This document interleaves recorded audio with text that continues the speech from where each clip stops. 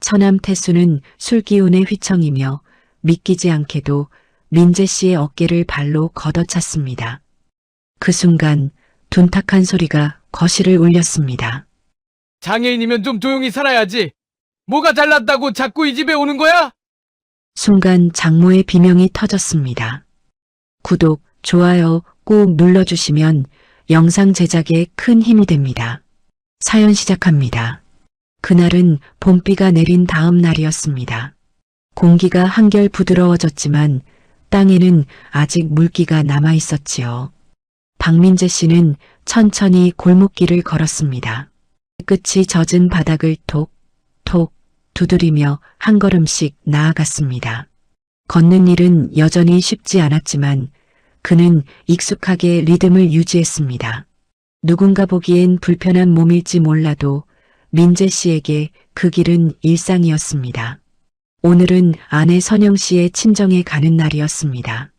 결혼한 지 벌써 3년이 되었지만 처가 식구들과의 관계는 여전히 어색했습니다. 겉으론 웃으며 인사했지만 마음속에선 나를 어떻게 볼까 하는 불안이 늘 깔려 있었지요. 선영 씨는 거듭 괜찮아요. 우리 부모님도 이제 다 이해하셨어요라 말했지만 민재 씨는 그 말이 위로보단 조심스러운 부탁처럼 느껴졌습니다. 차창 밖으로 벚꽃잎이 흩날리자 그는 잠시 창문을 내렸습니다.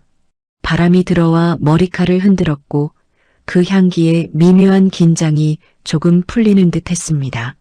하지만 마음 한구석에는 여전히 불편한 무게가 남아 있었습니다. 이번에도 조용히 다녀오자. 별일 없으면 됐지. 그는 그렇게 스스로를 다독였습니다. 처가 집 대문 앞에 도착하자 현관문이 열리며 큰 처남 이태수가 모습을 드러냈습니다. 왔어요, 매형? 그 말 속엔 환영의 기색보단 형식적인 인사가 섞여 있었습니다. 오랜만이에요, 태수 씨. 민재 씨가 미소로 답했지만 상대의 시선은 이미 그의 다리 쪽으로 내려가 있었습니다. 매형, 아직도 목발 쓰세요? 수술은 더 안 해봤어요? 그 말투엔 걱정보단 불쑥 튀어나온 호기심이 묻어 있었습니다. 선영 씨가 황급히 말을 돌렸습니다. 오빠 밥 준비됐어? 됐지. 엄마가 손님 온다며 아침부터 분주하셨어. 태수는 그렇게 말하며 민재 씨를 향해 어색한 미소를 지었습니다. 거실 안으로 들어서자 장모의 목소리가 들렸습니다. 왔나? 어서 와. 몸은 좀 괜찮고? 말은 다정했지만 눈빛은 어딘가 머뭇거렸습니다. 민재 씨는 예의 바르게 고개를 숙였습니다. 덕분에 많이 좋아졌습니다. 언제나 신세만 져서 죄송합니다. 아니야, 그래도 내가 와줘서 고맙지. 장모의 말끝엔 늘 하지만이 숨어 있었지요. 장인은 신문을 접으며 고개를 들었습니다. 왔는가? 일은 요즘 잘 다니고? 네, 아직 배우는 중입니다. 그래, 뭐든 열심히 하면 되지. 그 한마디는 겉으로는 따뜻했지만 안쪽에는 미묘한 거리감이 느껴졌습니다. 선영 씨가 조심스레 옆자리에 앉으며 작은 숨을 내쉬었습니다. 식탁 위에는 소박한 반찬들이 가지런히 놓여 있었습니다. 그중 된장찌개의 구수한 냄새가 유독 따뜻하게 느껴졌습니다. 민재 씨는 수저를 들며 조용히 감사의 인사를 했습니다. 잘 먹겠습니다. 하지만 태수의 시선은 여전히 그를 향해 있었습니다. 매형, 운전은 가능하세요? 그는 웃으며 고개를 끄덕였습니다. 예, 가능한 날은 직접 출근해요. 다행히 큰 문제는 없습니다. 대단하네. 솔직히 난 매형 같은 처지는 상상도 못하겠어요. 그 말에 장모가 태수야 하고 제지했지만 이미 공기는 굳어버렸습니다. 민재 씨는 젓가락을 내려놓고 살짝 미소 지었습니다. 괜찮아요. 다 지나가는 일이지요. 그 말은 부드러웠지만 속마음은 그렇게 평온하지 않았습니다. 그는 늘 그렇게 웃으며 넘겼지만 사실 그 웃음 뒤엔 깊은 상처가 쌓이고 있었습니다. 선영 씨는 남편의 손등 위로 살짝 손을 얹었습니다. 작은 손끝이 떨리고 있었지요. 식사가 끝나고 거실에 앉아 차를 마시는데 둘째 처남 태호가 들어왔습니다. 매형, 오랜만이에요. 다리는 좀 괜찮아요? 응, 고마워. 재활 덕분에 많이 좋아졌어. 그래도 불편하죠? 세상 살기 참 각박하죠. 요즘 같은 세상에. 그의 말투에는 연민보다 거리를 두는 냉정함이 묻어 있었습니다. 민재 씨는 잠시 머뭇거리다 말했다. 모든 게 사람 마음먹기에 달렸지요. 불편하지만 불행하진 않습니다.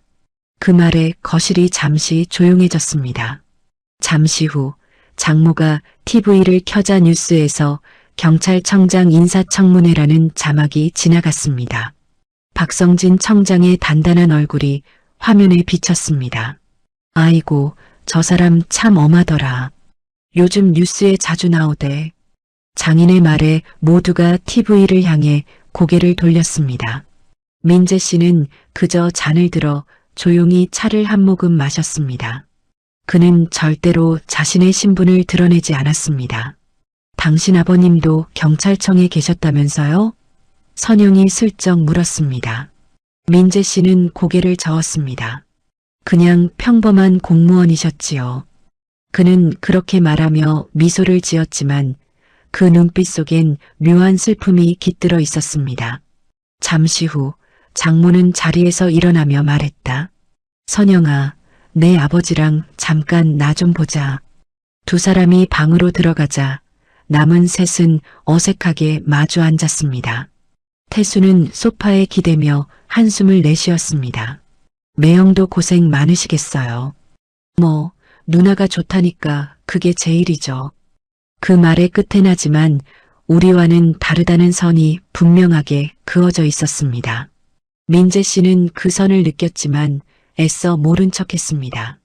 그날 저녁 집으로 돌아오는 길, 차 안은 조용했습니다. 선영 씨가 입을 열었습니다. 오늘도 좀 불편했죠? 괜찮아요. 이제 익숙해요. 그래도 속상했어요. 저는. 괜찮아요. 가족이니까 다 이해하려고 해요.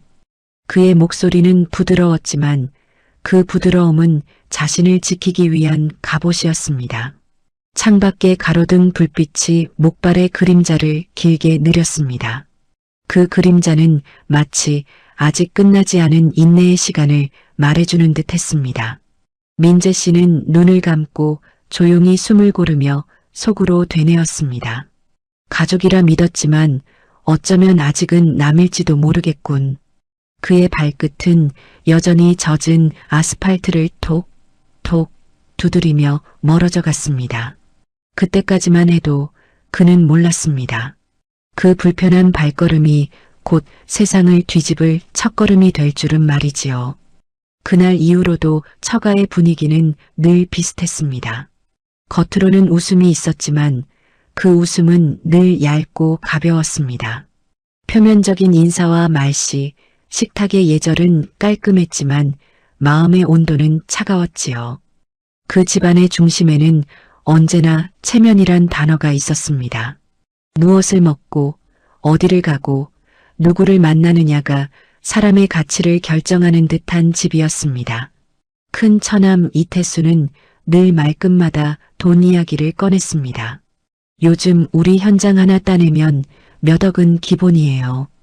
매형은 회사 다닌다면서요? 월급은 한 300쯤 되나? 그 말이 농담처럼 들렸지만 눈빛엔 가르침이 아니라 비교가 담겨 있었지요. 민재 씨는 그저 미소로 답했습니다. 네, 저도 배우는 중이라 아직 부족합니다. 그래도 뭐 꾸준히 버는 게 어디예요. 사람은 벌어야 대접받는 세상이잖아요. 그 말에 장인은 그만 좀 해라 하면서도 웃음을 참지 않았습니다.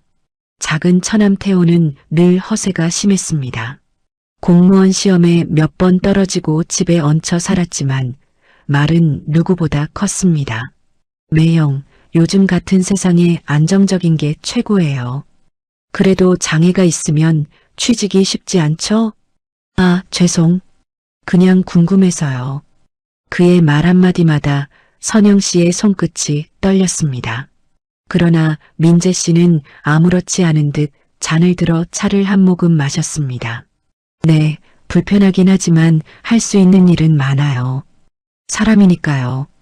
그의 짧은 대답은 담담했지만 그 안엔 자존심과 고요한 단단함이 숨어 있었습니다.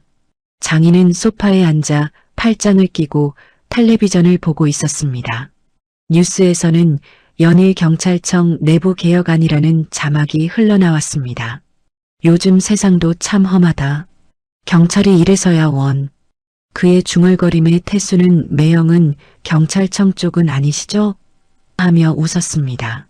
민재 씨는 고개를 저었습니다. 아닙니다. 그냥 일반 회사입니다.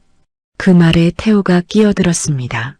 그래도 누나 말 들어보니 공무원 쪽이라던데요? 그건 오래전 이야기예요. 민재 씨는 조용히 대답하고 눈길을 돌렸습니다. 아무리 작게 말해도 체면을 따지는 사람들에겐 그 침묵마저 약점처럼 보였습니다.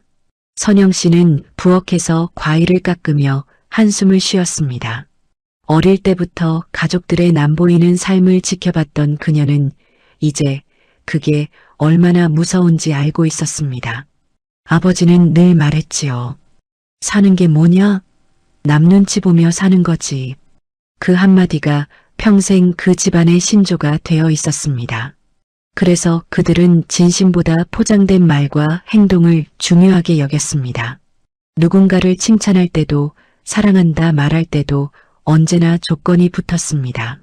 그날 저녁 식탁에 둘러앉은 가족들은 여느 때처럼 대화 대신 비교를 나눴습니다.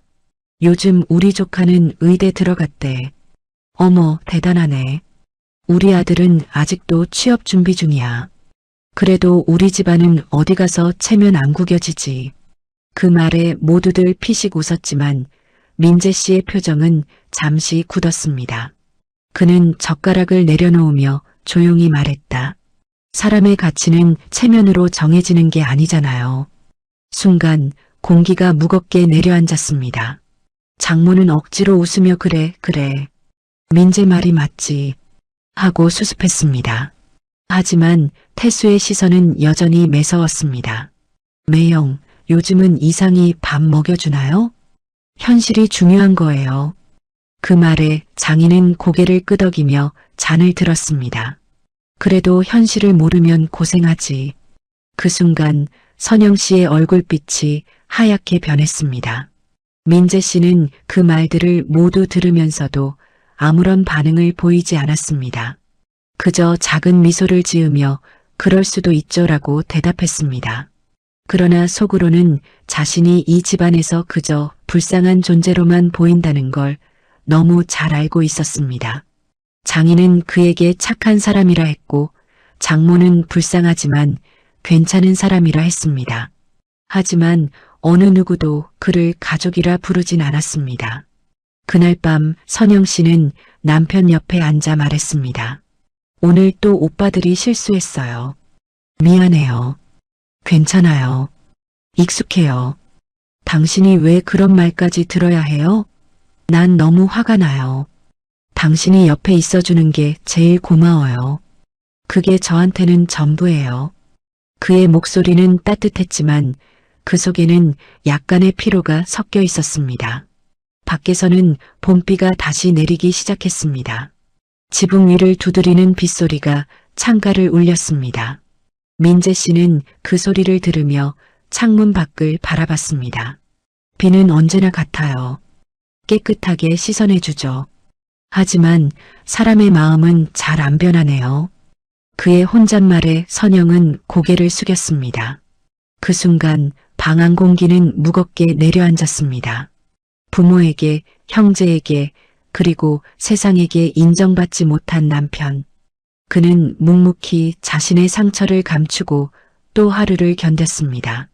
그의 인내는 조용했지만 그 침묵엔 폭풍의 기운이 서려 있었습니다. 그조차도 몰랐습니다. 이 집안의 체면이라는 껍데기가 곧 얼마나 허무하게 무너질지를 말입니다. 그날은 장모의 60번째 생신이었습니다. 봄 햇살이 따뜻하게 내리쬐었고 대문 앞엔 축하 화환이 몇 개 놓여 있었습니다. 사랑하는 어머니의 생신을 축하드립니다라는 문구가 걸린 현수막이 바람에 살짝 흔들렸습니다. 겉으로 보기엔 평화롭고 따뜻한 가족의 풍경이었지요. 하지만 그 안쪽엔 이미 오래된 균열이 깊게 자리 잡고 있었습니다. 민재 씨는 선물로 준비한 케이크 상자를 두 손으로 들고 현관 앞에 섰습니다. 목발을 짚은 손이 살짝 흔들렸지만 그는 조심스레 문을 밀었습니다. 왔어요, 어머니. 아이고, 민재 왔구나. 어서 들어와. 조심해라, 미끄럽다. 장모는 환하게 웃으며 맞이했지만 시선은 잠시 그의 다리로 내려갔습니다. 그 미세한 눈빛의 흔들림을 민재 씨는 놓치지 않았습니다. 그는 다만 밝은 표정으로 고개를 숙였습니다. 거실 안에는 이미 사람들이 모여 있었습니다. 큰 처남 이태수 부부, 작은 처남 태호, 친척 몇 명이 자리를 잡고 있었습니다. 식탁에는 갈비찜과 잡채, 각종 전이 그득했고 생신상을 중심으로 웃음소리가 오갔습니다. 민재 씨, 자리 여기에요. 앉으세요. 태호의 아내가 손짓했지만 그 말 속엔 어딘가 피곤한 의무감이 묻어 있었습니다. 민재 씨는 조용히 고개를 숙이고 자리에 앉았습니다. 목발을 벽 쪽에 세워두는 순간 누군가의 눈길이 그것을 훑었습니다. 식사가 시작되자 분위기는 활기찼습니다. 어머니, 생신 축하드려요. 그래, 너희들 덕분에 잔치 다 하는구나. 장모의 웃음소리 뒤로 잔잔한 음악이 흐르고 와인잔이 부딪혔습니다. 그러나 그 따뜻한 순간은 오래가지 않았습니다. 민재 씨가 국을 덜다 그만 손에 힘이 풀렸습니다. 뜨거운 국물이 살짝 흘러내려 상 위로 떨어졌습니다. 순간 정적이 흘렀습니다. 젓가락을 들고 있던 태수가 곧바로 입을 열었습니다. 매형, 이런 데선 좀 조심하셔야죠. 다칠 수도 있잖아요. 그 말은 걱정이 아니라 비난이었습니다. 죄송합니다. 제가 손의 감각이 좀 둔해서요. 민재 씨가 미안하다는 듯 고개를 숙였습니다. 그런데 태수의 입가엔 비웃음이 스쳤습니다. 아, 그렇구나. 그래도 이런 날은 좀 신경 써야죠. 체면이 있잖아요. 그 말에 식탁 공기가 싸늘하게 식었습니다. 장인은 웃으며 분위기를 바꿔보려 했습니다. 됐어. 사람이 실수도 하지. 민재, 괜찮지? 네, 괜찮습니다. 걱정 마세요.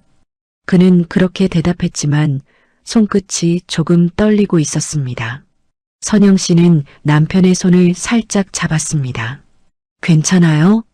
응, 괜찮아. 하지만 그 괜찮다는 말 속엔 눈물이 맺혀 있었습니다. 잠시 후 태호가 장난스럽게 물었습니다.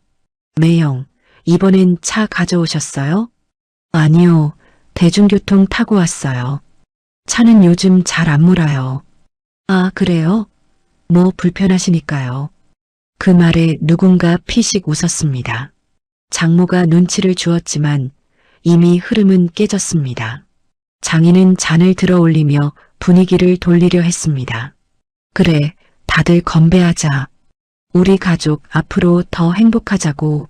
잔이 부딪히는 소리 속에서도 민재 씨의 잔은 조금 늦게 닿았습니다. 음식이 오가던 중 태수의 목소리가 또 들렸습니다. 매형, 요즘 일은 좀 있어요? 아니, 내가 아는 사람 하나 소개해 줄까? 장애인 고용 의무로 사람 뽑는 데가 있는데. 그 말이 끝나자 선영 씨의 젓가락이 멈췄습니다. 오빠, 그게 무슨 말이야? 좋은 뜻이지. 일자리 도움 되라고 한 거잖아. 그만해. 지금 그런 말 할 때 아니잖아. 선영의 목소리가 떨렸습니다. 하지만 태수는 여전히 태연했습니다. 뭘 그래? 농담인데.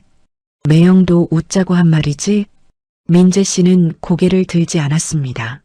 그의 얼굴에는 억눌린 감정이 가득했지만 입술 끝에는 여전히 미소가 남아 있었습니다.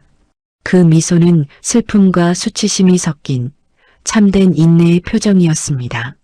식탁 한쪽에서 조카들이 장난을 치자 장모가 소리쳤습니다.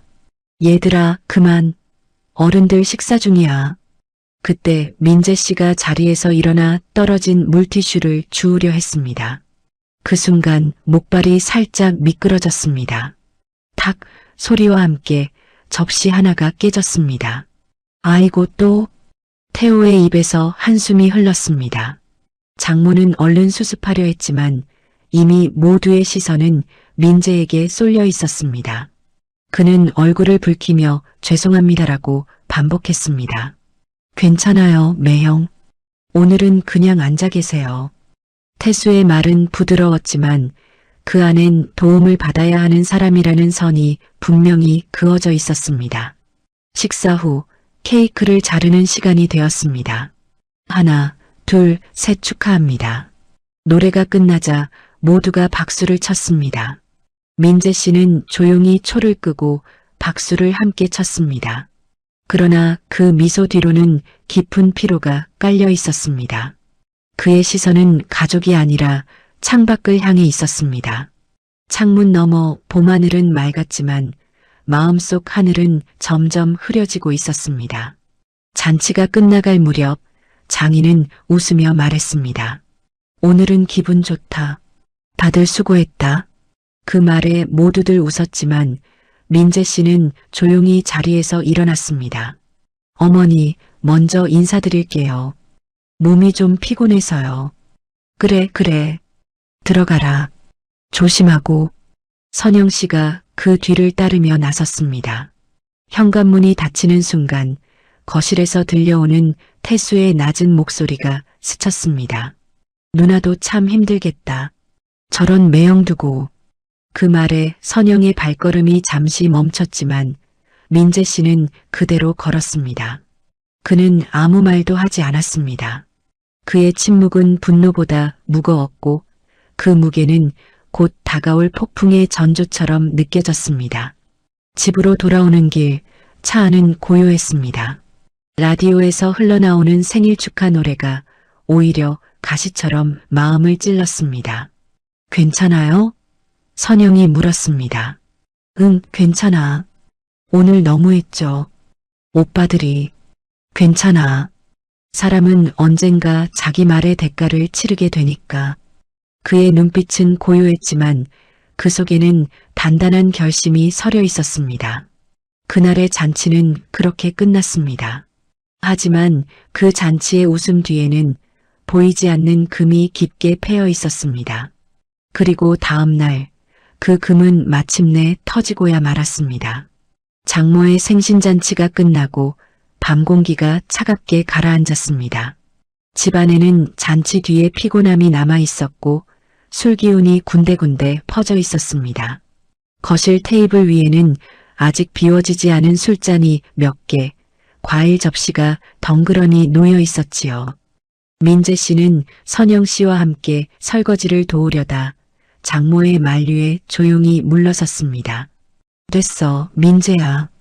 피곤할 텐데 그만 쉬어. 다리도 아플 텐데. 괜찮습니다, 어머니. 조금이라도 돕고 싶어서요. 됐다니까. 내가 앉아있으면 다 불편해해. 그 말은 무심한 듯 흘러나왔지만 그의 가슴에는 작게 금이 갔습니다. 그때 거실에서 큰 처남 태수의 웃음소리가 들려왔습니다. 야, 오늘 진짜 술맛 좋다. 엄마, 생신 축하해요. 그의 목소리는 술 기운에 섞여 컸습니다. 장모가 그만 마셔라. 애들 다 자는데라고 했지만 태수는 듣지 않았습니다. 에이, 오늘 같은 날 술 마셔야죠. 매형도 한잔 하시죠? 민재 씨는 미소를 지으며 손사래를 쳤습니다. 저는 몸이 좀 안 좋아서요. 그럼 콜라라도 한잔해요. 그래야 가족이지. 태수는 장난스럽게 말했지만 이미 그 눈빛엔 짙은 오만이 스며 있었습니다. 태호가 옆에서 거들었습니다. 매형은 술 못하니까 재미없어. 우리 집 분위기랑은 안 맞아요. 그 말에 장인은 눈을 흘겼습니다. 너희들 그만 좀 해라. 사람이 조용하면 조용한 대로 좋지. 아버지, 매형이 조용한 게 아니라 낯가려서 그런 거예요. 맨날 말도 안 하고 대화가 없어. 태수의 목소리가 점점 커졌습니다. 민재 씨는 잔잔히 대답했습니다. 시끄럽게 떠드는 것보다 조용히 듣는 게 좋을 때도 있지요. 뭐, 말은 멋있게 하네. 그래도 장애 있으면 세상 살기 빡세죠? 그 말에 공기가 멎었습니다. 선영 씨가 자리에서 벌떡 일어났습니다. 오빠, 그게 무슨 말이에요? 아니, 그냥 현실 얘기잖아. 매형도 알잖아. 몸 불편하면 일도, 인간관계도 다 어렵잖아. 지금 술김에 하는 말이야? 그만해. 왜 내가 틀린 말했어? 태수의 눈빛이 번쩍였고 장모는 손으로 입을 가렸습니다. 민재 씨는 여전히 침묵했습니다. 하지만 손끝이 미세하게 떨리고 있었습니다. 태수는 비틀거리며 다가왔습니다. 매형, 나 솔직히 궁금해서 그래요. 누나가 고생 많잖아. 매형이 뭐라도 도와줄 수 있나? 몸도 불편한데 버리는 쥐꼬리만 할 거고. 그 말에 장인은 탁 술잔을 내려놓았습니다. 이태수, 그 입 닫아라. 하지만 이미 늦었습니다. 태수는 비웃으며 말을 이어갔습니다. 아버지도 알잖아요. 체면이란 게 있잖아요. 우리 집이 어떤 집인데 이런 사위 데리고 살면 사람들이 뭐라 하겠어요? 순간 선영 씨의 얼굴이 하얗게 질렸습니다. 오빠, 그만 좀 하라니까. 너도 웃기다. 내가 선택했다며. 근데 솔직히 말해봐. 후회되지? 그 말이 끝나자 민재 씨가 조용히 일어섰습니다. 그의 목발이 바닥을 찍으며 또각, 또각 소리를 냈습니다. 그만하시죠. 너무 늦었어요. 그는 짧게 한마디만 남기고 현관 쪽으로 걸었습니다. 하지만 태수는 멈추지 않았습니다. 어디 가요, 매형? 내가 뭐 틀린 말 했어요? 그는 취기에 휘청이며 다가왔습니다. 그리고 믿기지 않게도 민재 씨의 어깨를 발로 걷어찼습니다. 툭, 둔탁한 소리가 거실을 울렸습니다. 장애인이면 좀 조용히 살아야지. 뭘 잘났다고 나가. 순간 장모의 비명이 터졌습니다. 태수야, 미쳤냐? 지금 뭐 하는 짓이야? 모려 엄마. 이 집 망신시키는 사람은 이 사람이잖아요. 민재 씨는 바닥에 무릎을 꿇은 채 숨을 고르며 고개를 들었습니다. 그의 눈빛엔 분노도 수치도 없었습니다. 다만 오래 참은 사람만이 가진 냉정한 침묵이 있었지요. 괜찮습니다. 그는 그 말 한마디만 남기고 일어섰습니다. 목발을 집어들고 다시 천천히 현관으로 걸었습니다. 선영 씨가 울먹이며 뒤를 쫓았습니다. 여보, 기다려요.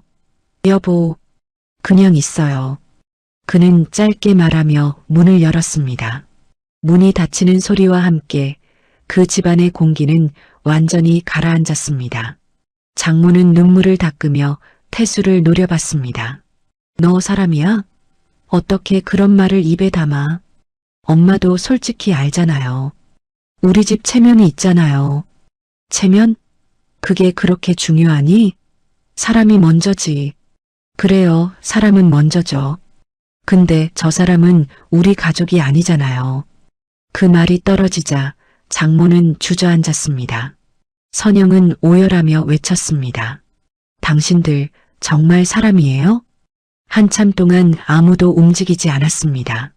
밖에서는 봄비가 다시 내리기 시작했고 빗방울이 유리창을 두드렸습니다. 장인은 무거운 한숨을 내쉬며 자리에서 일어났습니다. 오늘은 다들 그만해라. 내일 얘기하자. 그러나 그 내일은 이미 늦은 후였습니다. 그날 밤 그들이 모욕으로 던진 한마디 한마디는 다음날 아침 상상할 수 없는 대가로 돌아올 예정이었으니까요. 밖으로 나간 민재 씨는 차가운 공기를 깊게 들이마셨습니다. 얼굴 위로 비가 흘러내렸지만 그는 우산을 펴지 않았습니다. 목발을 짚은 손이 젖어 있었고 그 손끝이 미세하게 떨렸습니다. 주머니 속 휴대폰이 울렸습니다. 그는 잠시 망설이다 전화를 걸었습니다. 아버지, 저 죄송합니다. 약속을 지키지 못한 것 같습니다. 전화기 너머로 낮고 단단한 목소리가 들려왔습니다. 민재야, 이제 됐다. 참을 만큼 참았다. 그날 밤 서울의 어딘가 경찰청 청사 안회의실의 불이 늦게까지 꺼지지 않았습니다. 청장님, 처리 지시 내리시겠습니까? 박성진 청장은 조용히 커피잔을 내려놓았습니다. 공직자는 법대로, 가족은 예의대로. 하지만 인간이 선을 넘으면 그때부터는 법이 판단하지. 그의 눈빛은 싸늘하게 빛났습니다. 그 순간 누군가 속삭였습니다. 청장님, 내일 아침이면 다 정리될 겁니다. 그래. 그 집안, 내 아들을 모욕한 대가를 알게 해줘라. 그 밤은 길고 고요했고 비는 끝내 멈추지 않았습니다. 그리고 새벽녘 동이 트기 직전 그 집의 운명은 이미 완전히 뒤집히고 있었습니다. 밤 공기가 차가웠습니다. 봄비는 이미 그쳤지만 흙냄새와 젖은 나무의 향이 골목을 메웠습니다. 박민재 씨는 천천히 걸었습니다. 목발 끝이 젖은 아스팔트를 두드릴 때마다 그 안에서 묘한 울림이 일었습니다. 집을 나와 걷는 길 그에게는 익숙한 외로움이 따라붙었습니다. 그는 평생 참는 법을 배웠습니다. 어릴 적부터 아버지에게 참는 것도 용기다라는 말을 들으며 자랐습니다. 하지만 오늘은 그 말이 조금 다르게 들렸습니다. 참음이 꼭 미덕만은 아니라는 걸 그제야 깨닫게 되었으니까요. 그는 조용히 근처 공원 벤치에 앉았습니다. 손끝이 떨리고 다리는 묵직했습니다. 눈앞이 잠시 흐려졌지만 그는 눈물을 삼켰습니다. 주머니 속에서 휴대폰을 꺼냈습니다. 그리고 한동안 화면을 바라보다가 천천히 통화 버튼을 눌렀습니다. 전화기 너머로 낮고 묵직한 목소리가 들려왔습니다. 민재야, 아버지. 그는 한동안 아무 말도 하지 못했습니다. 입술이 떨렸고 숨소리만 새어나왔습니다. 무슨 일 있었냐? 그 짧은 물음에 모든 감정이 한꺼번에 쏟아질 뻔했습니다. 하지만 민재 씨는 침착하게 대답했습니다. 괜찮습니다, 아버지. 그냥 오늘 조금 힘든 말을 들었어요. 누가 그랬냐? 그냥 가족입니다. 신경 쓰지 마세요. 가족이? 그 한 단어가 청장의 목소리를 낮게 울리게 했습니다. 그는 잠시 숨을 고른 뒤 물었습니다. 많이 참았지? 네. 그동안 참는 게 제 몫이라고 생각했습니다. 그런데 오늘은 다르다? 네, 오늘은 제 안에서 뭔가가 부서졌습니다. 전화기 너머의 침묵이 길었습니다. 그 침묵 속엔 무게가 있었습니다. 그리고 그 무게는 곧 결심이 되어 말을 맺었습니다. 민재야, 그만 참아도 된다. 아버지, 넌 나보다 더 강한 놈이다. 하지만 세상이 누군가의 인내를 짓밟을 땐 그건 교육이 아니라 응징이 필요하지. 그 목소리는 차분했지만 단단한 쇳결이 묻어 있었습니다. 민재 씨는 눈을 감았습니다. 아버지, 복수하고 싶진 않습니다. 그냥 알게 해주고 싶어요. 사람을 겉모습으로 판단하면 얼마나 어리석은 일인지. 그래, 복수는 내가 할 게 아니다. 하지만 진실을 보여주는 일은 정이지. 그 말에 민재 씨의 어깨가 작게 떨렸습니다. 이제 그만 쉬어라. 나머지는 내가 알아서 하마. 전화를 끊고 그는 한참 동안 가만히 있었습니다. 멀리서 새벽 트럭의 시동 소리가 들렸고 공원의 가로등이 부드럽게 빛을 뿜고 있었습니다.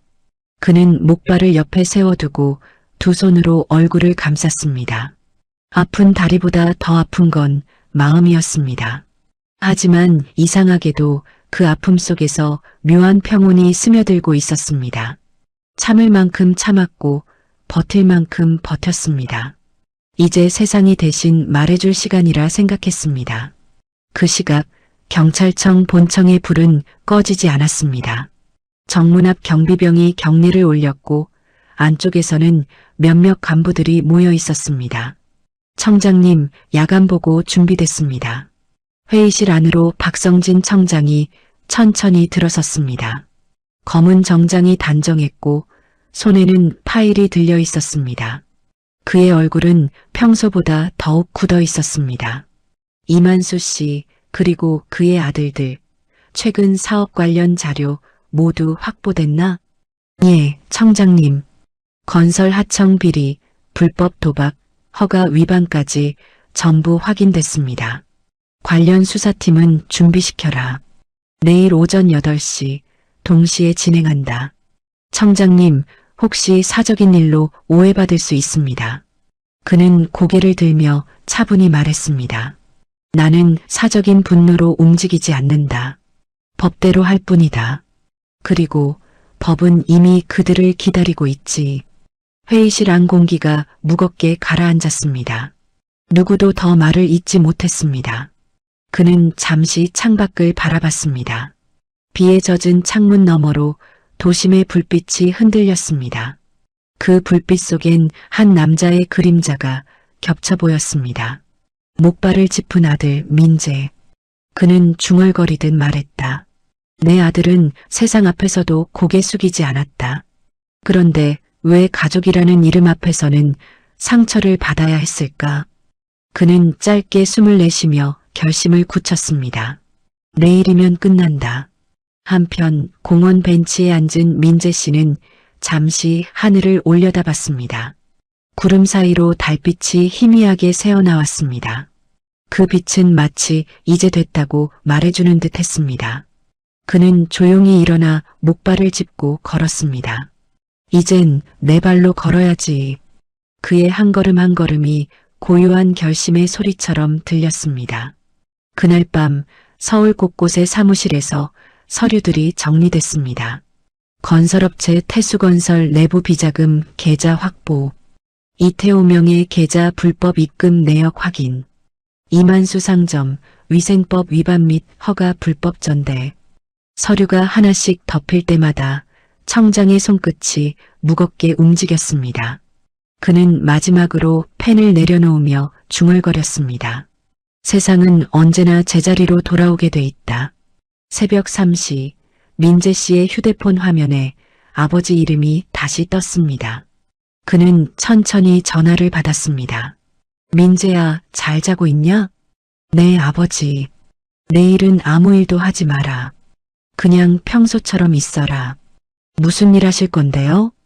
그냥 내가 모욕당하지 않게 하는 일이다. 그 말은 마치 바람처럼 잔잔했지만 그 잔잔함 속엔 벼락보다 강한 힘이 숨어 있었습니다. 전화를 끊은 뒤 민재 씨는 천천히 눈을 감았습니다. 창문 틈 사이로 새벽의 첫빛이 스며들기 시작했습니다. 그 빛은 길고도 긴 어둠을 밀어내며 방 안으로 들어왔습니다. 그는 미소를 지었습니다. 이제 세상이 답할 차례군요. 그날 밤은 이상할 만큼 조용했습니다. 바람도 새도 도시의 소음도 모두 숨을 죽인 듯 했습니다. 그리고 바로 다음 날 아침 그가 그렇게 고개 숙이며 떠났던 그 처가의 대문 앞에 검은색 차량 행렬이 서기 시작했습니다. 이른 아침 창밖으로 햇살이 살짝 비치기 시작했습니다. 그 평범한 아침은 그러나 곧 그 집안의 마지막 평온이 되었습니다. 이만수의 집 앞 골목길로 검은색 차량들이 하나둘 들어섰습니다. 엔진 소리는 낮게 깔렸고 차문이 열리자 검은 정장을 입은 인물들이 내렸습니다. 그들은 말이 없었습니다. 다만 절도 있는 걸음으로 현관 쪽으로 향했습니다. 여기 주소 맞습니까? 예, 청장님 도착하십니다. 짧은 대화가 오갔고 동시에 무전기에서 이상 없음이라는 보고가 들려왔습니다. 이웃집 아주머니가 창문을 살짝 열고 물었습니다. 어머, 무슨 일이래요? 글쎄요, 무슨 수사인가 봐요. 경찰차가 저렇게 많네. 순식간에 동네는 웅성거렸습니다. 집안에서는 아직 아무도 상황을 몰랐습니다. 장모는 부엌에서 아침상을 차리고 있었고 장인은 신문을 펼쳤습니다. 이태수는 소파에 늘어진 채 숙취로 머리를 싸매고 있었고 태호는 휴대폰으로 게임을 하고 있었습니다. 그때 초인종이 울렸습니다. 띠링. 장모가 누구세요? 하고 물었지만 대답 대신 정중한 남자의 목소리가 들렸습니다. 경찰청에서 나왔습니다. 긴급 면담이 필요합니다. 장인은 신문을 내려놓으며 고개를 들었습니다. 경찰청? 순간 거실의 공기가 변했습니다. 문을 열자 정장을 입은 간부 몇 명이 차례로 들어왔습니다. 그들의 태도는 단정했고 눈빛엔 단호함이 있었습니다. 이만수 씨 되십니까? 예, 그런데 무슨 일이죠? 잠시만요. 청장님 들어오십니다. 청장님이라는 단어가 울려 퍼지는 순간 모두의 얼굴이 굳었습니다. 그리고 현관 바깥에서 낮고 묵직한 발소리가 들렸습니다. 탁, 탁, 탁 정제된 걸음이 천천히 안으로 들어왔습니다. 오랜만입니다. 그 목소리는 낯설고도 익숙했습니다. 모두가 고개를 돌리는 순간 현관에 선 인물의 얼굴이 보였습니다. 박성진 경찰청장이었습니다. 정장을 입은 그의 모습은 화면에서 보던 그 사람이 맞았습니다. 하지만 지금 그 앞에 있는 사람들은 믿을 수 없다는 듯 얼어붙었습니다. 장인은 허둥지둥 자리에서 일어났습니다. 아, 청장님, 이런 곳엔 어쩐 일로. 그의 말이 끝나기도 전에 청장의 시선이 옆으로 향했습니다. 그 시선의 끝에 목발을 짚고 서 있는 한 남자가 있었습니다. 바로 박민재 씨였습니다. 순간 집안은 숨이 멎은 듯 조용해졌습니다. 민재 씨는 말없이 아버지 곁에 섰습니다. 그리고 고개를 숙이며 조용히 인사했습니다. 아버지, 오셨네요. 그 한마디에 장모의 손에 들린 국자가 바닥으로 떨어졌습니다. 딸그랑 금소금이 정적을 갈랐습니다. 이태수는 눈이 커진 채 말을 잇지 못했습니다. 매영 아니 형님 설마. 그래, 내 아들이다. 박성진 청장의 목소리는 낮고 차분했습니다. 그는 가족을 바라보듯이 아니라 사건의 관계자들을 보는 눈빛으로 그들을 응시했습니다. 어제 무슨 일이 있었는지 다 들었습니다. 그의 말 한마디에 모두가 고개를 숙였습니다. 누군가는 술김에 누군가는 실수라 하겠지요. 하지만 저는 그걸 모욕이라고 부릅니다. 그 말에 태수의 얼굴이 하얗게 질렸습니다. 장인은 허둥지둥 변명했습니다. 그게 청장님, 그게 저희가 몰라서 그랬습니다. 민재가 이런 분의 아들인 줄은. 그게 문제입니다. 청장의 시선이 날카롭게 바뀌었습니다. 사람을 대하는데 신분이 왜 필요합니까? 제가 아니라 그가 여러분의 가족이라는 사실이 먼저였어야지요. 그 말에 장모의 눈에서 눈물이 흘렀습니다. 청장님 죄송합니다. 제가 어미로서 잘못했습니다. 그녀가 울며 고개를 숙였지만 청장은 더 말하지 않았습니다. 그의 손짓 하나에 수사관들이 서류를 내밀었습니다. 이만수 씨, 최근 사업체의 허가 관련 조사건입니다. 이태수 씨, 건설 하청 비리 혐의로 내사 중입니다. 이태호 씨, 불법 온라인 도박 계좌 관련 확인건 있습니다. 그 말에 세 사람의 얼굴이 동시에 하얗게 질렸습니다. 아니, 그건 묵비권을 행사하셔도 됩니다. 다만 오늘 이후엔 체면으로 숨길 수 있는 게 아무것도 없을 겁니다. 청장은 차분하게 말했습니다. 그의 목소리는 분노가 아닌 냉철한 단호함으로 가득했습니다. 선영 씨가 문 앞에서 눈물을 흘리며 서 있었습니다. 아버님, 제발 그만하세요. 우리 가족이 다 무너질 거예요. 그녀의 울음에 청장은 잠시 시선을 돌렸습니다. 민재는 이미 많이 무너졌어. 하지만 그건 사람이 아닌 체면에 무너진 거야. 이젠 다시 세워야 할 때다. 그 말에 민재 씨는 조용히 고개를 들었습니다. 그의 눈빛은 흔들림 없이 맑았습니다. 아버지, 전 괜찮아요. 아니, 내가 괜찮을 이유가 없어. 너는 한 번도 잘못한 적이 없으니까.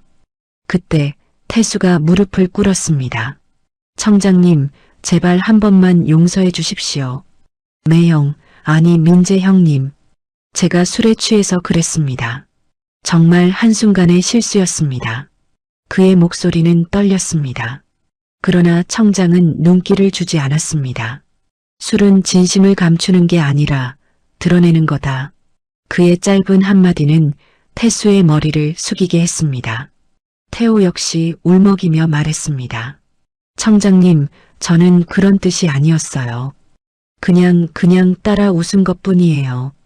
웃음도 죄가 될 때가 있다. 그 순간 민재 씨가 한 걸음 앞으로 나섰습니다. 아버지. 그의 목소리는 낮았지만 단호했습니다. 이제 그만하시죠. 저는 원하지 않습니다. 왜? 이미 배웠습니다. 그들이 어떤 사람들인지. 청장은 잠시 아들을 바라보다가 고개를 끄덕였습니다. 그래, 내 뜻대로 하마. 하지만 그들도 배워야겠지. 사람의 무게를. 그날 오전 검은 차량들이 조용히 골목을 빠져나갔습니다. 이웃들은 창문을 닫지 못했습니다. 저 집이 그렇게 잘 나가더니 경찰이 왔대. 사위가 경찰총장 아들이었대. 입에서 입으로 소문이 퍼졌습니다. 그리고 마을 사람들의 눈빛은 이제 더 이상 그 집을 부러워하지 않았습니다. 현관에 홀로 남은 장인은 의자에 주저앉았습니다. 장모는 흐느꼈습니다. 선영은 남편의 곁에 서 있었습니다. 괜찮아요? 괜찮아요. 민재 씨는 잠시 집을 바라보다가 고개를 숙였습니다. 이제 끝났습니다. 그의 말은 차분했지만 그 안엔 깊은 해방감이 담겨 있었습니다. 박성진 청장은 차에 오르며 창문을 내렸습니다. 민재야, 네 아버지. 이제 너의 세상은 다시 시작이다. 그는 잠시 미소를 지었습니다. 오늘 아침 내가 다시 태어났다. 그리고 차는 천천히 골목을 빠져나갔습니다. 그 집 앞에 남은 건 흩어진 체면의 잔해와 한 남자의 조용한 발걸음뿐이었습니다. 그 발소리는 복수의 소리가 아니라 정의가 걸어가는 소리였습니다. 그날 이후 세상이 조용히 뒤집혔습니다. 단 하루, 단 한 사람의 방문으로 모든 것이 무너졌습니다. 그토록 자랑스러워하던 체면은 먼지처럼 흩어졌고 돈과 권위로 포장된 말들은 아무 힘을 가지지 못했습니다. 다음 날 아침 뉴스 속보가 떴습니다. 태수건설 하청 비리 및 허가 로비 혐의로 경찰 조사. 불법 도박 조직 연루 의혹 이태호 씨 자택 압수수색. 이만수 씨 상가 불법 전대 및 세금 포탈 의혹 확인. 자막이 화면을 덮자 동네 사람들은 TV 앞에서 놀라 입을 다물지 못했습니다. 어머, 저 집 아니야? 어제 경찰차 들락거리던? 맞대. 사위가 경찰청장 아들이라던데. 그래서 그렇게 조용히 살더니 결국 정의가 도네. 입에서 입으로 전해진 소문은 바람보다 빨랐습니다. 이만수는 식탁에 앉아 신문을 부여잡았습니다. 손끝이 떨렸고 눈빛은 초점이 없었습니다. 내가 뭘 그렇게 잘못했길래. 옆에서 장모는 하염없이 눈물을 닦았습니다. 여보, 이제 어쩌면 좋아요. 이게 다 우리가 만든 일이에요. 그녀의 울음은 단순한 후회가 아니라 스스로에 대한 절망이었습니다. 사람을 무시하면 안 되는 건데 그걸 이제야 깨닫다니. 그 말에 이만수는 고개를 떨궜습니다. 그가 믿었던 체면이라는 벽이 얼마나 부질없었는지 그제야 알게 된 것이었습니다. 그 시간 큰아들 이태수는 경찰청 조사실에 앉아 있었습니다. 흰 조명 아래 그의 얼굴은 창백했습니다. 책상 위에는 그의 명의로 된 계좌 내역과 거래, 서류가 가지런히 놓여 있었습니다. 이 거래 내역 다 사실입니까? 예, 그런데 제가 직접 한 건 아닙니다. 직원들이, 수사관이 차분히 말했다. 대표 이름은 본인 명의로 되어 있습니다. 책임도 대표가 집니다. 그 말에 태수는 고개를 들지 못했습니다. 어제 술에 취해 내뱉은 말이 귀에 다시 들려왔습니다. 장애인이 어디서 깝쳐? 그 한마디가 이제 그의 인생을 무너뜨리는 씨앗이 되었다는 걸 그는 뼈저리게 느꼈습니다. 둘째 태호는 다른 방에서 조사를 받고 있었습니다. 온라인 도박 계좌 입금 내역이 있습니다. 금액이 상당하네요. 그건 친구가 제 계좌 빌려서 그렇게 말하는 사람들 많습니다. 하지만 계좌는 사실을 말하죠. 그는 얼굴을 감싸주며 울부짖었습니다. 내가 왜 그런 말만 안 했어도. 눈물이 떨어졌지만 이미 늦었습니다. 입으로 내뱉은 경멸의 말들이 결국 자신을 향해 돌아온 셈이었습니다. 그 시각 민재 씨는 아무 일도 없는 듯 회사로 향했습니다. 사람들은 뉴스를 보며 술렁거렸지만 그는 아무 말도 하지 않았습니다. 누군가 물었습니다. 박 대리님, 그 뉴스 혹시 그 집 이야기 아닌가요? 그는 미소를 지었습니다. 뉴스는 뉴스일 뿐이지요. 세상은 각자 판단하니까요. 그의 표정엔 여유와 단단함이 섞여 있었습니다.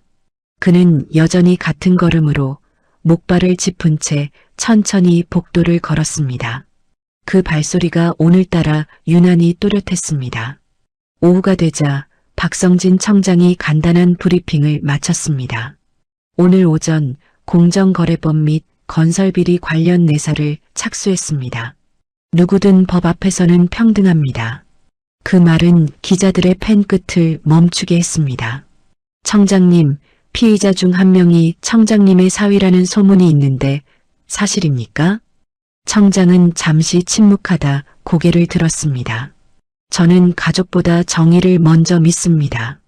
그리고 그건 제 아들도 알고 있습니다.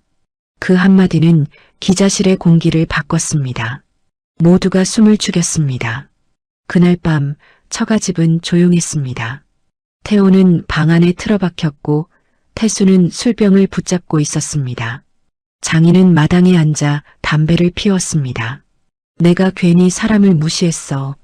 그게 죄였지. 이제라도 깨달았다면 다행이에요. 장모의 말은 고요했습니다. 그녀는 오랜 시간 곱게 다려둔 앞치마를 벗었습니다. 체면이 뭔 소용이야. 사람 앞에 사람이었지. 문득 초인종이 울렸습니다. 띵동. 모두가 움찔했습니다. 문 앞에는 민재 씨가 서 있었습니다. 그는 검은색 코트를 입고 있었고 목발을 짚은 손이 차분했습니다. 장모가 문을 열며 눈물을 쏟았습니다. 민재야, 어머니 다치신 데는 없죠? 내가 이렇게 찾아올 줄은 몰랐어. 미안하다, 정말 미안하다. 그는 미소를 지었습니다. 괜찮습니다. 이미 다 지나간 일입니다. 태수가 휘청이며 나왔습니다. 매영아니 형님, 제가 잘못했습니다. 그날은 술이 과했어요. 정말 후회합니다. 민재 씨는 그를 똑바로 바라봤습니다. 그 눈빛엔 분노 대신 묘한 평온이 있었습니다. 태수 씨, 사람의 말은 칼보다 깊습니다. 그래도 후회했다면 됐어요. 그게 사람답다는 증거니까요. 그 말에 태수의 무릎이 다시 꿇렸습니다. 형님 고맙습니다. 민재 씨는 조용히 고개를 숙였습니다. 저는 아무것도 하지 않았습니다. 그냥 세상이 판단한 겁니다. 그 말에 모두의 눈가가 젖었습니다. 그의 목소리는 부드러웠지만 그 안에는 단단한 진심이 담겨 있었습니다. 그날 밤 그는 집으로 돌아와 창문을 열었습니다. 바람이 커튼을 흔들었고 도심의 불빛이 고요히 번졌습니다. 전화기가 울렸습니다. 아버지, 그래, 오늘은 잘 지냈느냐? 예, 다 끝났습니다. 그럼 됐다. 오늘 내가 더 큰 어른이 됐구나. 민재 씨는 미소 지었습니다. 이제야 마음이 편합니다. 그래, 그게 복수보다 무서운 거다. 마음의 평화. 그날 이후 세상은 다시 흘러갔습니다. 그러나 그 집의 시간은 한동안 멈춰 있었습니다. 누군가는 후회로, 누군가는 눈물로, 누군가는 다시 시작으로 하루를 맞이했습니다. 그리고 사람들은 뒤늦게 깨달았습니다. 복수는 누군가를 망하게 하는 게 아니라 진심으로 자신의 길을 걸어가는 사람에게 세상이 대신 내려주는 상이었다는 거요. 그날 이후 그 집은 더 이상 예전의 집이 아니었습니다. 대문 앞에 늘 서 있던 고급 승용차는 사라졌고 대신 우편함에는 고지서와 통지서가 쌓이기 시작했습니다. 이웃들은 더 이상 체면 있는 집이라 부르지 않았습니다. 그저 조용히 지나가며 속삭였습니다. 그래도 사람은 겉만 봐선 몰라요. 그 말은 칼보다 아팠지만 동시에 진실이기도 했습니다. 큰아들 태수는 모든 걸 잃었습니다. 건설업체 대표라는 명함은 더 이상 그의 손에 없었습니다. 수십억 원의 빚이 남았고 거래처는 하루아침에 등을 돌렸습니다. 사무실 문을 닫으며 그는 마지막으로 의자에 주저앉았습니다. 돈이 사람의 무게인 줄 알았는데 그의 입에서 나지막이 흘러나온 말이었습니다. 그제야 그는 깨달았습니다. 돈은 체면을 세워줄 순 있어도 사람을 세워주진 못한다는 걸. 둘째 태호는 한동안 밖으로 나오지 않았습니다.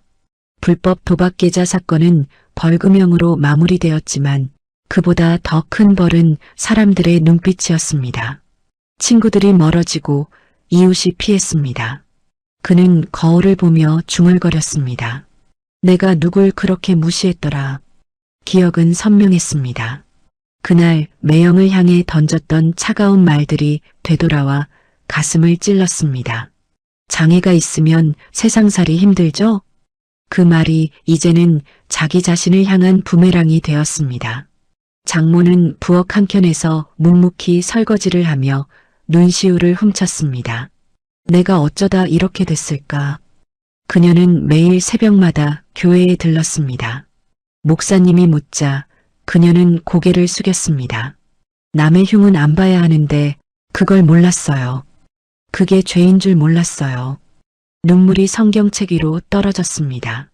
그 눈물은 참회의 눈물이었고 늦었지만 진심이 담긴 눈물이었습니다. 이만수는 더 초라해졌습니다. 그가 운영하던 가게는 결국 문을 닫았습니다. 허가 문제로 과태료가 부과되었고 손님들은 하나둘 떠났습니다. 그는 문을 걸어 잠그고 한참을 그 자리에 앉았습니다. 평생 남 눈치만 보며 살았지. 그게 나를 지켜준다고 믿었어. 그는 고개를 떨구었습니다. 손에 쥔 낡은 영수증들이 바람에 흩날렸습니다. 이제 남이 아니라 나 자신을 봐야겠구나. 그의 목소리는 떨렸지만 그 안에는 처음으로 진심이 묻어 있었습니다. 시간은 흘렀습니다. 사람들은 여전히 속삭였지만 이젠 그 속삭임이 그 집을 찌르지 않았습니다. 왜냐면 그들도 어느새 알게 되었기 때문입니다. 누구든 잘못할 수 있고 누구든 다시 일어설 수 있다는 걸. 한편 박민재 씨는 여전히 조용한 일상을 살고 있었습니다. 출근길에 들른 카페에서 커피를 주문하며 웃었고 회사 후배에게는 늘 격려의 말을 건넸습니다. 누군가 물었습니다. 민재 씨, 그 일 이후 마음이 편해졌어요? 그는 고개를 끄덕이며 웃었습니다. 예, 사람은 결국 자기가 쌓은 대로 살아가잖아요. 그걸 보여준 걸로 충분합니다. 그의 미소는 차분했고 눈빛은 깊었습니다. 그날 오후 예상치 못한 손님이 찾아왔습니다. 장모였습니다. 손에는 작은 반찬통이 들려 있었습니다. 오랜만이지? 그냥 밥 좀 해왔어. 민재 씨는 놀라 웃었습니다. 어머니, 이럴 필요 없는데요. 그래도 엄마 마음이 편하잖니. 이제야 너한테 어머니라고 부를 자격이 생긴 것 같아. 그녀의 말에 민재 씨는 잠시 말을 잃었습니다. 그럼 저도 이제 아들 노릇 좀 하겠습니다. 그 대화에 눈시울이 붉어진 건 두 사람 모두였습니다. 그날 저녁 장모는 돌아가기 전 현관 앞에서 머뭇거렸습니다. 민재야, 내 어머니, 그날 너한테 했던 말 평생 잊지 못할 거야. 그래도 넌 웃었지. 그게 나를 더 부끄럽게 만들었어. 저도 배웠어요. 가족이란 건 피보다 마음이 가까워야 하는 거라는 걸요. 그 말에 장모는 눈물을 훔쳤습니다. 우리 다시 가족으로 시작하자. 네, 어머니. 그날 밤 민재 씨는 책상 위에 놓인 낡은 사진 한 장을 바라봤습니다. 결혼식 날 찍은 사진이었습니다. 그 속에서 그는 어색하게 웃고 있었고 주변 사람들의 표정은 아직은 서먹했습니다. 하지만 지금은 달랐습니다. 그의 웃음은 이제 진심이 되었고 그 웃음 속엔 용서와 평화가 함께 자리했습니다. 한편 태수는 공사장 인부로 다시 일을 시작했습니다. 햇빛 아래에서 구슬땀을 흘리며 말했습니다. 이제 진짜 땀으로 먹고 산다. 그의 말에 옆에 있던 동료가 물었습니다. 그래도 힘들지 않아요? 힘들어도 깨끗하잖아요. 그게 전엔 몰랐던 맛이야. 그의 눈빛엔 더 이상 오만이 없었습니다. 태호는 사회봉사 명령을 받았습니다. 그는 장애인 복지센터에서 책을 정리했습니다. 어느 날 목발을 짚은 아이가 다가와 말했습니다. 삼촌, 나도 다리 아파요. 태호는 잠시 멈칫하다가 아이의 머리를 쓰다듬었습니다. 삼촌이 미안해. 이제는 아픈 사람 보면 도와줄게. 그날 그의 마음에도 작은 봄이 피었습니다. 이만수는 동네 경로당에 나가기 시작했습니다. 처음엔 눈치를 봤지만 곧 평범한 노인으로 섞였습니다.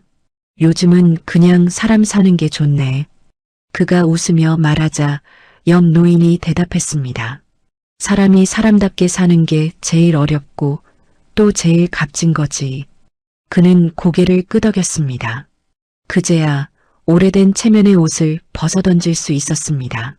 어느 저녁 온 가족이 처음으로 한자리에 모였습니다. 식탁 위에는 소박한 반찬이 올려졌습니다. 이전처럼 화려하지 않았지만 그 자리는 이상할 만큼 따뜻했습니다. 이만수가 말했다. 민재야, 내가 우리 집을 다시 사람 사는 집으로 만들었구나. 아버님, 저 혼자 한 일 아닙니다. 세상이 가르쳐줬잖아요. 진짜 부는 마음에서 시작된다는 걸요. 그 말에 모두가 고개를 숙였습니다. 그날의 식탁 위에는 부끄러움 대신 감사가 놓여 있었습니다. 그 집의 벽에는 더 이상 고급 그림이 걸려 있지 않았습니다. 대신 가족사진 한 장이 새로 걸렸습니다. 서로의 어깨를 감싼 웃는 얼굴들, 그 속에는 권위도 체면도 없었습니다. 오로지 용서와 다시 시작하려는 진심만 남아 있었습니다. 시간은 어느새 초여름으로 접어들고 있었습니다. 꽃잎이 진 자리엔 초록빛 잎사귀가 짙게 번졌고 박민재 씨의 삶은 여느 때처럼 평온하게 흘러갔습니다. 하지만 그 평온 속에서도 단 한 사람만은 늘 마음의 짐을 내려놓지 못했습니다. 바로 그의 아내 이선영 씨였습니다. 그녀는 매일같이 남편의 얼굴을 보며 웃었지만 그 웃음 뒤에는 끝없는 미안함이 숨겨져 있었습니다. 밤마다 뒤척이며 잠을 이루지 못했고 가끔 거실에 홀로 앉아 창밖을 바라보다 눈물을 훔쳤습니다. 당신이 받은 모욕 앞에서 그때 나는 왜 아무 말도 못했을까? 그녀의 목소리는 낮았지만 그 안엔 평생의 회한이 담겨 있었습니다. 어느 저녁 민재 씨는 퇴근 후 평소처럼 조용히 집으로 돌아왔습니다. 그가 현관문을 열자 부엌 불빛이 은은히 새어나왔습니다. 테이블 위엔 밥 2그릇이 놓여 있었고 선영 씨가 손으로 국을 덜다 멈춘 채 눈을 닫고 있었습니다. 무슨 일 있어요? 아니에요. 그냥 요즘은 당신이 더 미안해서요. 왜 미안하죠? 당신이 당했던 그 모든 걸 옆에서 보면서도 난 아무 말도 못했잖아요. 그녀의 목소리는 흔들렸습니다. 민재 씨는 조용히 의자에 앉아 그녀의 손을 잡았습니다. 선영 씨, 당신은 충분히 내 편이었어요. 아니에요. 당신이 맞았다는 걸 알면서도 그 자리에서 오빠들을 막지 못했어요. 그건 두려움 때문이었죠. 가족이니까 더 어려웠을 거예요. 그래도 그건 변명이에요. 그녀는 얼굴을 가리며 흐느꼈습니다. 당신이 얼마나 상처받았는지 그때는 몰랐어요. 민재 씨는 잠시 그녀를 바라보다가 부드럽게 웃었습니다. 상처는 사람을 바꾸지만 그 상처를 받아들이는 마음이 더 중요해요. 그 말에 선영은 고개를 들었습니다. 당신은 어떻게 그렇게 강할 수 있어요? 강한 게 아니라 오래 기다릴 줄 아는 거죠. 시간이 대신 말해주니까요. 그는 그렇게 말하며 그녀의 손등을 감싸쥐었습니다. 그 따뜻한 손길에 선영은 다시 눈물을 터뜨렸습니다. 며칠 뒤 선영 씨는 용기를 내어 친정에 갔습니다. 집은 여전히 조용했고 한때 화려했던 흔적은 희미했습니다. 장모는 거실에서 성경을 읽고 있었고 아버지는 베란다에서 담배를 피우다 그녀를 보고 놀랐습니다. 왔구나, 선영아. 아버지, 오랜만이에요. 남편은 잘 있지? 네, 잘 지내요. 짧은 대화 뒤 어색한 침묵이 흘렀습니다. 그녀는 그 침묵을 깨며 조심스레 물었습니다. 아버지 오빠들은 요즘 어떻게 지내요? 태수는 공사장에서 일하고 태호는 복지센터에서 봉사 중이야. 그래도 이제 좀 달라졌더라. 그 말에 선영은 고개를 끄덕였습니다. 다행이에요. 그녀는 한참 동안 말을 잇지 못하다가 조용히 속삭였습니다. 아버지, 사실 그날 저도 무서웠어요. 내 가족이 무너질까봐. 그래서 남편이 더 외롭게 느껴졌어요. 이만수는 담배를 비벼 끄며 고개를 떨궜습니다. 내가 힘들었겠구나. 하지만 내 남편은 정말 대단한 사람이다. 그날 이후 아버지도 그 사람한테 배웠다. 사람의 가치는 체면이 아니라 품격이란 걸. 그 말에 선영의 눈가가 붉어졌습니다. 그날 밤 그녀는 친정의 방 안에서 한참을 울었습니다. 품격이라는 단어가 가슴에 박혔습니다. 그건 돈으로 살 수 없고 명예로 가릴 수 없는 것이었습니다. 남편은 그 품격으로 세상을 바꿨고 그녀는 그 품격으로 사랑을 배웠습니다. 다음 날 아침 민재 씨는 부엌에서 커피를 내리고 있었습니다. 창밖으로 아내의 발소리가 들리자 그는 미소를 지었습니다. 어제 잘 다녀왔어요? 응. 부모님 뵙고 왔어요. 그랬군요. 그녀는 잠시 머뭇거리더니 남편의 어깨에 기대었습니다. 이제야 알겠어요. 당신이 왜 그때 침묵했는지. 그래요? 그건 분노가 아니라 사랑이었죠. 나까지 다치지 않게 하려고 참은 거였어요. 그 말에 민재 씨는 미소를 지었습니다. 사람은 참을 줄 알 때 더 단단해지잖아요. 그럼 이제 내가 당신을 지킬 차례예요. 그녀의 눈빛이 단단했습니다.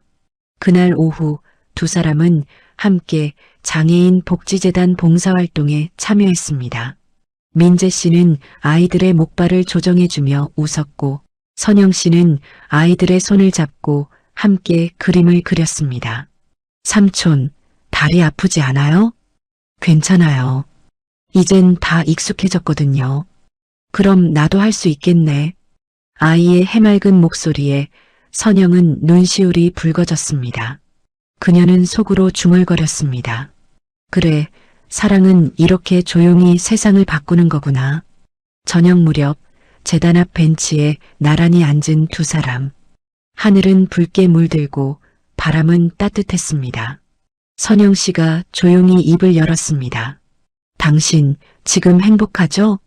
그럼요. 난 지금이 제일 행복해요. 그럼 나도요. 그녀의 눈에 다시 눈물이 맺혔습니다. 하지만 이번엔 슬픔이 아닌 감사의 눈물이었습니다. 그녀는 미소 지으며 속삭였습니다. 당신은 내 인생의 복수예요. 미움을 이겨낸 가장 품격 있는 복수. 민재 씨는 그녀의 어깨에 손을 얹었습니다. 우리가 그날을 견뎌낸 이유는 서로를 지키기 위해서였겠죠. 그의 말에 선영은 고개를 끄덕였습니다. 바람이 불고 석양빛이 두 사람을 감쌌습니다. 그 따뜻한 빛 속에서 그녀는 더 이상 울지 않았습니다. 이제 그녀의 눈물은 죄책감이 아니라 사랑을 확인한 증거가 되었기 때문입니다. 노을이 지는 오후 골목 끝 작은 슈퍼 앞 의자에 이만수가 앉아 있었습니다. 바람이 부드럽게 스쳐갔지만 그의 얼굴에는 오랜 세월의 피로가 묻어 있었습니다. 손에 든 담배는 반쯤 타다 만 채로 남았고 그의 시선은 허공을 향한 채 한참 동안 멈춰 있었습니다. 내가 뭐가 그리 잘났다고. 그는 스스로에게 중얼거렸습니다. 세상이 돌아가는 소리보다 자신의 지난 말들이 더 크게 메아리쳤습니다. 우리 집 체면이 있잖아. 그때는 그 말이 당연한 줄 알았습니다. 자식에게 부끄럽지 않으려면 남들에게 뒤처지지 않아야 한다고 믿었지요. 하지만 이제는 알았습니다. 체면은 껍질일 뿐 속이 썩으면 결국 부서지고 마는 것을. 그의 가게는 이미 문을 닫은 지 2달이 넘었습니다. 매일 아침 문을 열던 손버릇이 남아 그는 여전히 문 앞에 서서 잠시 손잡이를 잡았다가 놓곤 했습니다. 이 문은 참 많이도 열었다 닫았는데 그는 길게 한숨을 내쉬었습니다. 그때 옆집 노인이 다가왔습니다. 이만수 씨, 요즘 얼굴이 많이 상했어. 에이, 뭐 다 내 탓이지요. 사람이 살다 보면 잘못할 수도 있지. 근데 깨닫는 게 늦으면 그게 더 큰 벌이지. 그 말에 이만수는 고개를 끄덕였습니다. 그러게요. 남한테 가르치려 들지 말고 먼저 나부터 배웠어야 했는데. 그날 밤 집으로 돌아와 그는 오랜만에 서랍을 열었습니다. 그 안에는 낡은 편지 한 장이 있었습니다. 민재가 결혼 초기에 보냈던 인사편지였습니다. 아버님 부족한 사위지만 최선을 다해 가족이 되겠습니다. 그는 편지를 꼭 쥐었습니다. 그 애는 처음부터 가족이 되려 했는데 나는 처음부터 벽을 쳤구나. 그의 눈가가 젖었습니다. 다음 날 이만수는 결심했습니다. 이제는 내가 가야 할 차례다. 손에는 조그만 과일 상자를 들고 천천히 민재의 집으로 향했습니다. 현관 앞에서 한참을 서 있다가 몇 번이나 초인종을 누를까 말까 망설였습니다. 결국 문이 열렸습니다. 민재 씨가 나왔습니다. 아버님. 그는 놀라 잠시 말을 잃었습니다. 이만수는 고개를 숙인 채 말했습니다. 갑자기 와서 미안하다. 그냥 얼굴 좀 보고 싶어서. 거실에 앉자 어색한 정적이 흘렀습니다. 민재 씨는 차를 내오며 조심스레 웃었습니다. 요즘은 어떠세요? 뭐 그럭저럭. 다 정리했지. 이젠 그냥 평범하게 살려고. 그게 제일 어렵고 또 제일 좋은 거죠. 그렇지. 이만수는 잠시 말을 멈추고 손에 쥔 컵을 내려놓았습니다. 민재야, 그날 일 이제야 제대로 사과하고 싶다. 그의 목소리가 떨렸습니다. 그날 내가 우리 집 문을 나가던 그 뒷모습이 자꾸 눈앞에서 떠나질 않더라. 그때도 나는 체면 타령만 했지. 그게 사람을 죽이는 말인 줄도 모르고. 그는 고개를 떨구며 말을 이었습니다. 나는 그날 내 딸보다 내 자존심을 택했더라. 그게 아비로서 얼마나 부끄러운 짓이었는지. 이제야 알겠어. 민재 씨는 말없이 듣고 있었습니다. 이만수는 한참을 숨 고르더니 너는 나한테 벌을 줘도 시원찮을 텐데 그날 아무 말도 안 하고 그냥 갔지. 그게 더 무서웠다. 침묵이란 게 그렇게 큰 벌일 줄 몰랐어. 그의 눈가에 눈물이 맺혔습니다. 이제 와서 용서해달라 하면 염치 없지. 그냥 내가 내 사위여서 고맙다고 말하고 싶다. 그 말에 민재 씨는 천천히 고개를 들었습니다. 아버님, 저도 배웠어요. 사람이 잘못할 수 있다는 걸. 중요한 건 그 잘못을 인정할 용기 아닐까요? 그래, 맞다. 난 그 용기가 늦었지. 하지만 늦게라도 배우면 다행이지 뭐. 그는 손수건으로 눈을 닦았습니다. 이젠 뭐 남은 날은 조용히 살 거야. 체면 따위는 벗어던졌어. 이젠 마음 편하게 살고 싶어. 그게 진짜 부자예요. 마음이 편한 사람. 민재 씨의 말에 이만수는 고개를 끄덕였습니다. 그래, 내 말이 맞다. 돈도 명예도 다 소용없더라. 사람이 사람으로 남는 게 제일 큰 복이지. 잠시 침묵이 흘렀습니다. 그때 선영 씨가 부엌에서 나와 조용히 인사했습니다. 아버지, 오랜만이에요. 그래, 선영아. 내가 고생 많았다. 이제 다 지난 일이에요. 아니야, 내가 가장 힘들었을 거야. 가장 가까이서 다 봤잖아. 그 말에 선영의 눈가가 붉어졌습니다. 이만수는 자리에서 일어나 민재 앞에 섰습니다. 나 이제야 안다. 사람의 진짜 체면은 머리에 있는 게 아니라 마음에 있다는 걸. 아버님, 너는 나보다 훨씬 어른이다. 내가 우리 집을 사람 사는 집으로 만들어줬어. 고맙다, 그리고 미안하다. 그는 깊게 허리를 숙였습니다. 그 모습에 민재 씨의 눈빛이 흔들렸습니다. 고개 드세요, 아버님. 우리 이제 다시 가족이잖아요. 그래, 다시 가족. 그 말이 이렇게 따뜻할 줄 몰랐어. 그의 얼굴에 처음으로 미소가 번졌습니다. 그 미소는 눈물에 젖어 있었지만 그 눈물은 후회의 눈물이 아니라 구원의 눈물이었습니다. 집을 나서는 이만수의 뒷모습은 한결 가벼워 보였습니다. 햇살이 그의 어깨 위로 부드럽게 내리며 길게 그림자를 만들었습니다. 그는 혼잣말로 중얼거렸습니다. 이제야 사람답게 사는 기분이구나. 그 길 위에서 그는 처음으로 웃었습니다. 그날 오후 서울 외곽의 작은 공원에는 봄의 마지막 바람이 불고 있었습니다. 벚꽃은 이미 졌지만 나무 끝에는 연두빛 새잎이 피어나고 있었지요. 박성진 청장은 벤치에 앉아 신문을 접으며 천천히 커피를 마셨습니다.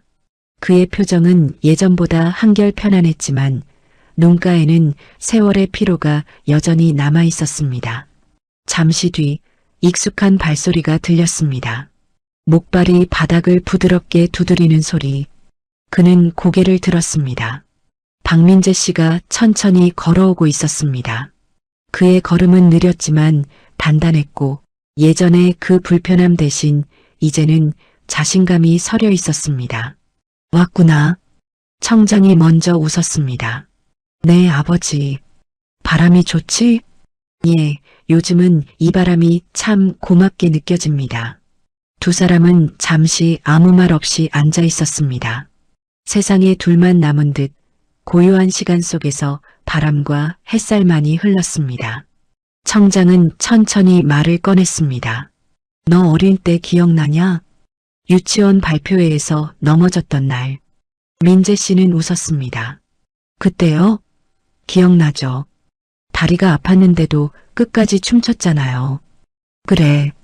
그날 내가 울지도 않고 끝까지 무대를 마치던 모습이 아직도 생생하다. 그때부터 난 알았어. 이 녀석은 강한 놈이구나. 그 말에 민재 씨는 조용히 고개를 숙였습니다. 아버지, 전 강한 게 아니라 그냥 버틴 거예요. 버틴다는 건 강하다는 뜻이지. 청장은 커피잔을 내려놓았습니다. 난 평생 정의를 말하며 살아왔지. 부정부패, 불법, 그런 것들은 단호했어.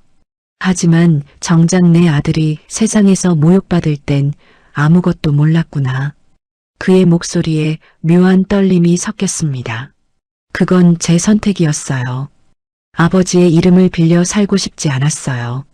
그래, 그래서 내가 더 자랑스럽다. 하지만 한편으로는 미안하다. 내가 그렇게까지 숨기며 살아야 했다는 게 말이다. 아버지가 절 그렇게 키우셨잖아요. 누구의 아들이기 전에 제 이름으로 살라고요.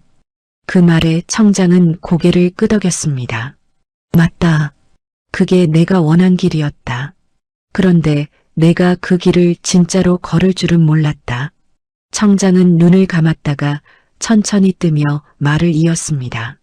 넌 이번 일로 나보다 더 큰 어른이 됐다. 나는 법으로 정의를 세웠지만 너는 마음으로 정의를 보여줬어. 민재 씨는 미소를 지었습니다. 아버지, 전 그냥 사람답게 살고 싶었을 뿐이에요. 복수하고 싶지도 않았고요. 그게 바로 복수보다 더 큰 복수지. 품격으로 이긴 사람, 그건 세상이 아무도 무너뜨릴 수 없어.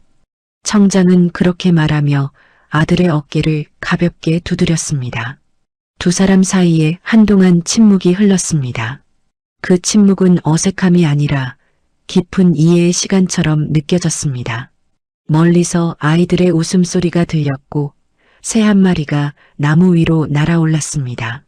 그 순간 청장은 천천히 손을 뻗어 아들의 목발을 잡았습니다. 이젠 이거 곧 내려놓을 수 있겠지? 예. 요즘은 많이 좋아졌어요. 이젠 제 다리로, 제 삶으로 서보려 합니다. 그래. 그게 진짜 강한 거다. 청장은 잠시 하늘을 올려다봤습니다. 민재야, 세상이란 게 말이지. 힘센 사람보다 사람다운 사람이 결국 이긴다. 그걸 너한테 다시 배웠다. 아버지도 저한테 늘 그걸 가르쳐 주셨잖아요. 그의 말에 청장은 조용히 웃었습니다. 그래도 넌 나보다 잘 배웠어. 민재 씨는 목발을 옆에 세워두고 조심스레 한 발을 내딛었습니다. 그의 걸음은 조금은 느렸지만 확실했습니다. 청장은 그 모습을 지켜보며 눈을 가늘게 떴습니다.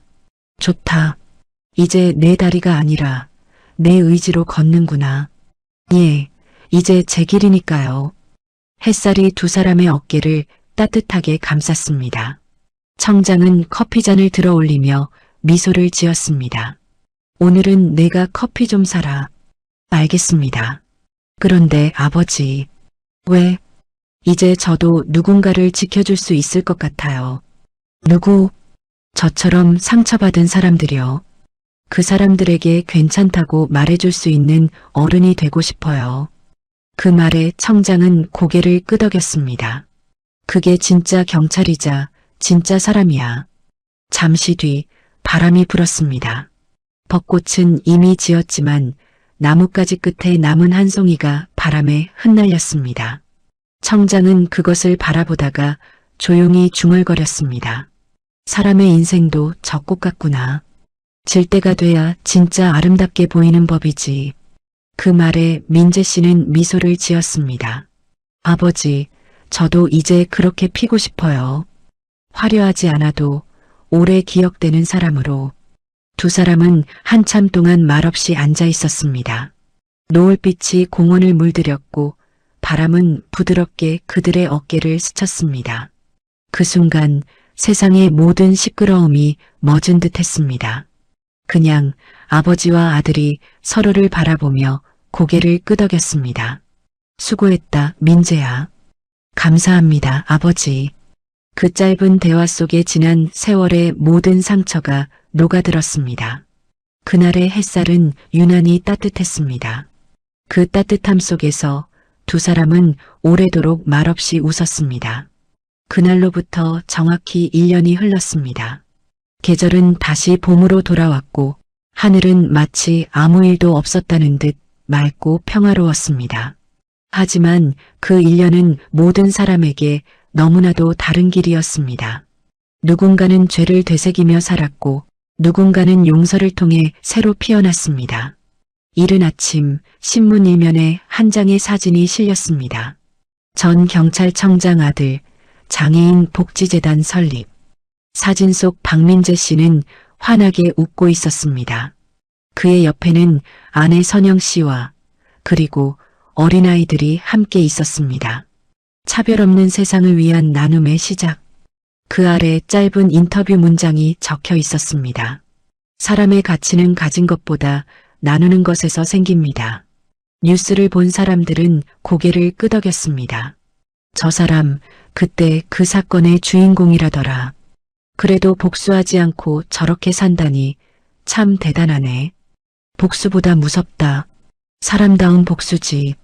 그 말이 입에서 입으로 퍼지며 민재 씨의 이름은 차가운 이야기의 끝이 아니라 따뜻한 희망의 시작으로 기억되기 시작했습니다. 그날 오후 복지재단 개소식이 열렸습니다. 행사장은 소박했지만 사람들의 표정은 따뜻했습니다.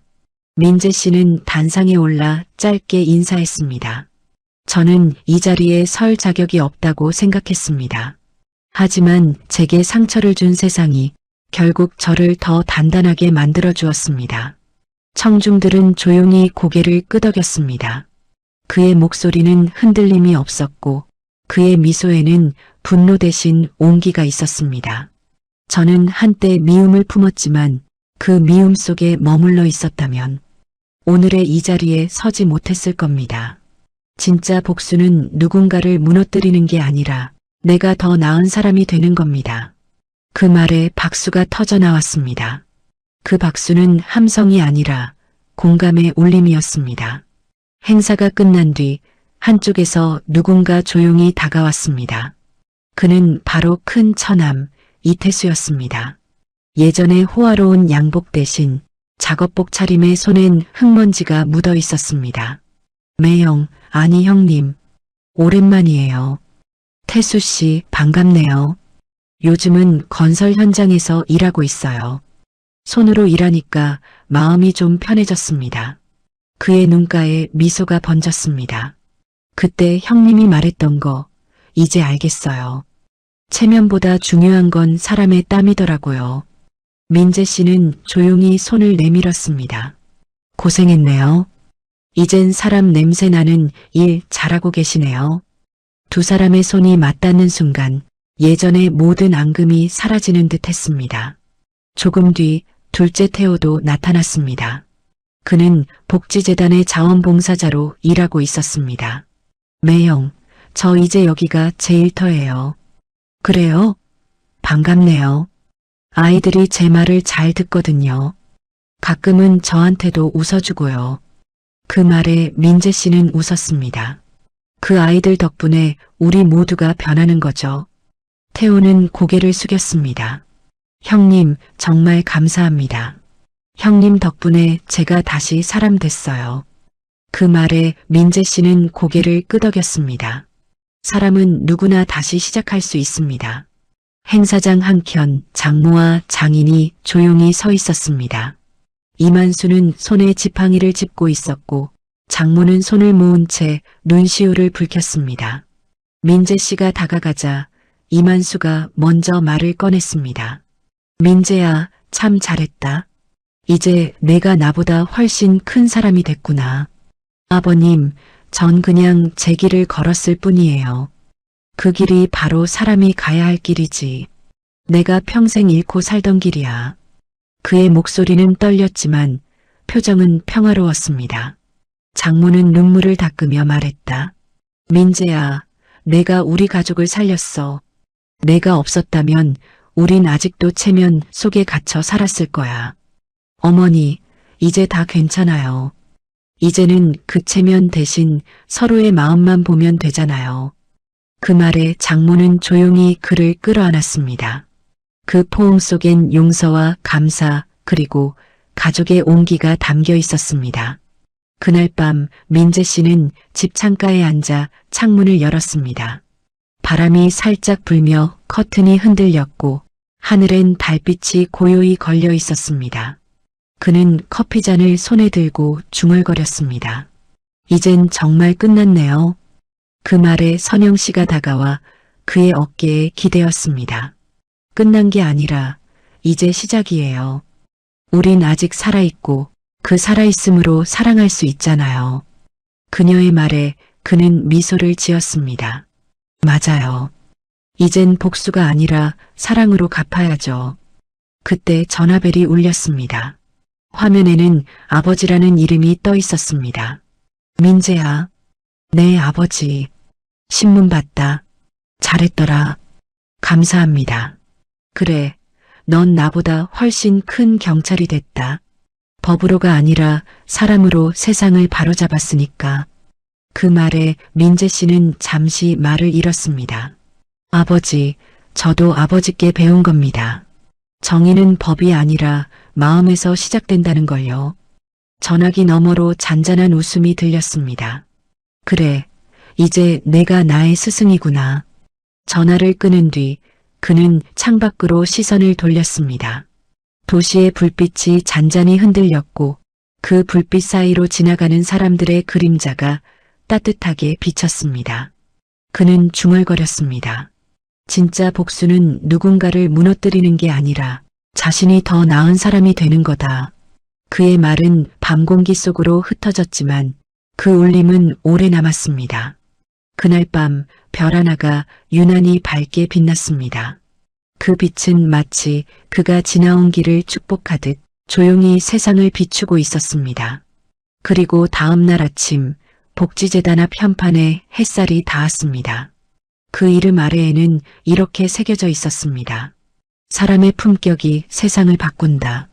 이 사연이 마음에 드셨다면 구독, 좋아요, 알림 설정 부탁드립니다. 누군가의 인생이 당신의 이야기일 수 있습니다.